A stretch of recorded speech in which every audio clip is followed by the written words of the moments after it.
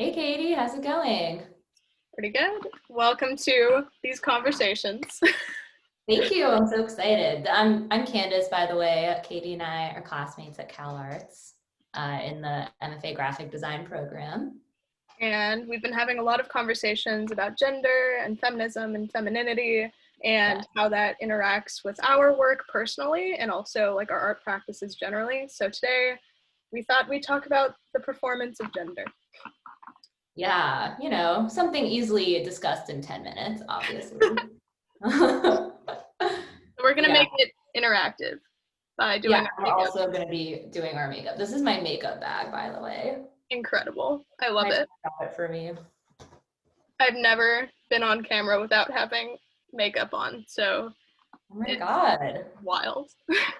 I'm on camera without makeup every day for Zoom school. Oh my God, I couldn't do it.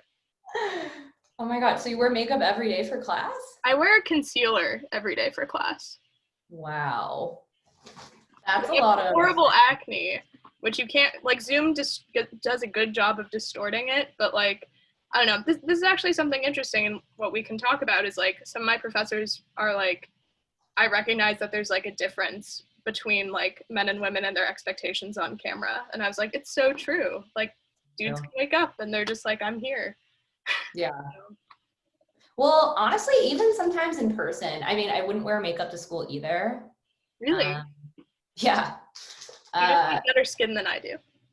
No, dude, my skin's been good recently, but I definitely have had my bouts with acne too, which is awful. Especially when you're like stressed in grad school. But no, I would say I wouldn't wear it to school ever because I was just like, dude, I'm just happy I made it on time. Right.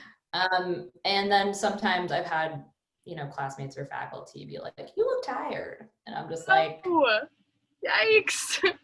Hey, I look like this every day.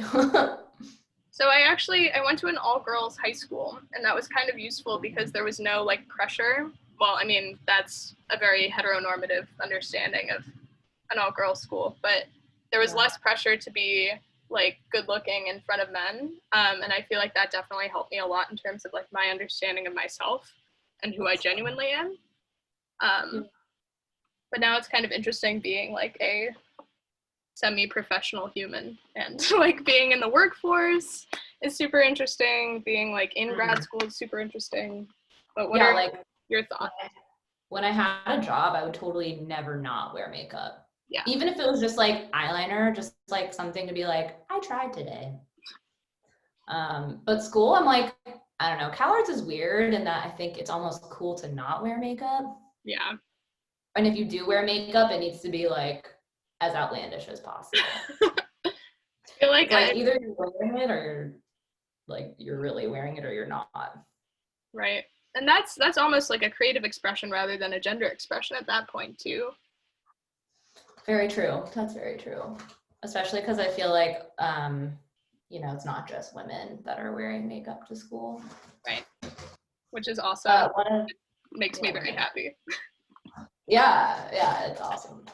I was gonna say one of the first things we bonded over was nail polish, which we were going to do that for our activity, and then I already had my nails painted, so we did it. Yeah, you were giving your final presentation for a class on nail design and history and culture. Yeah, I can't believe you were there.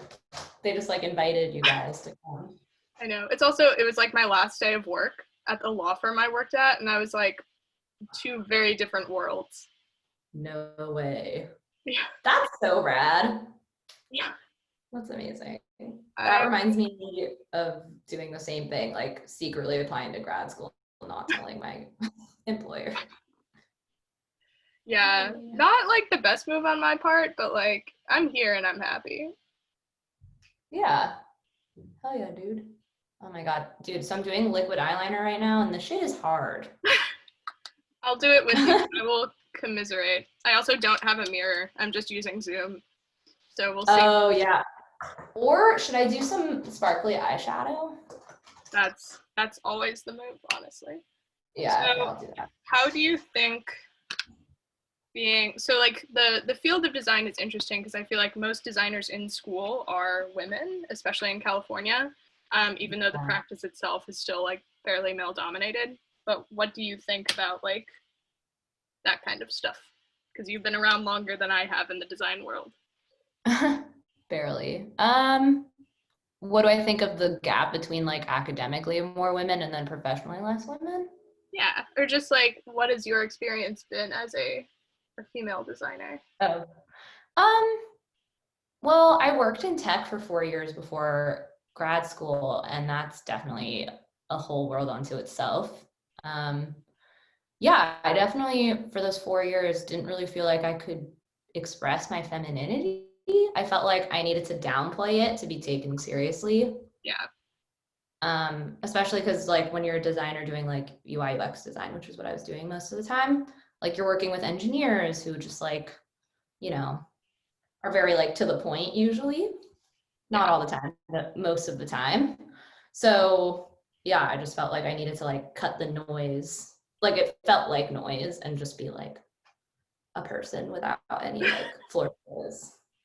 Yeah, I totally feel that. The law firm I was working at was in San Francisco, and it was like I was in the tech law department, and the people I was interacting with outside of the lawyers were like tech bros because I was in the Bay Area, and it's like an incredibly different world from Dude, design yeah. land. I Um, almost I almost thought about moving to San Francisco to do tech for like a hot second.